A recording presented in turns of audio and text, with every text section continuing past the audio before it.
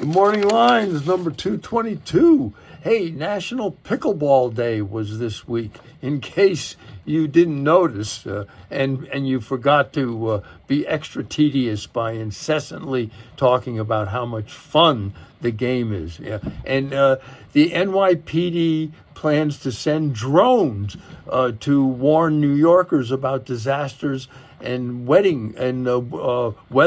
emergencies. I don't know if that would really work in New York. I mean, if Henry Kissinger came up to you and started droning on about some disaster, would you really care what he was talking about and pay attention? Come on. Hey, Uber claims the company is finally making money now for the first time in its history. And that's not just from drivers going through the back seat of their cars for loose change either. Yeah. Hey, wildfires are continuing to ravage Hawaii. The devastation on Maui is incredible. In fact, there's so much fire on the islands right now that from the air, Hawaii looks like one of their shirts. And Virgin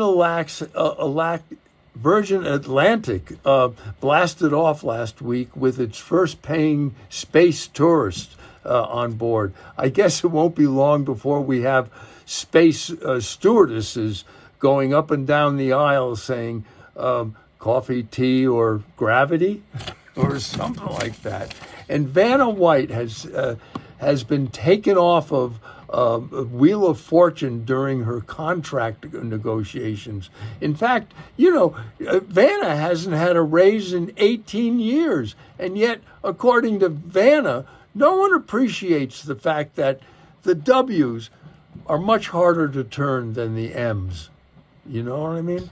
And apparently, because of the overwhelming success of the movie Barbie, parents are now naming their kids Barbie and Ken.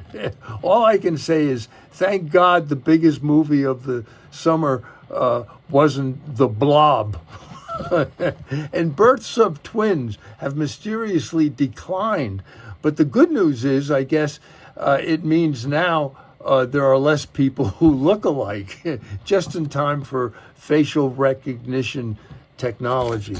And there's a new New York politician who wants to pass a law forcing Mr. Softy trucks to stop using carbon-based fuel to cool their freezers. Yeah, but that brings up a nagging question of mine.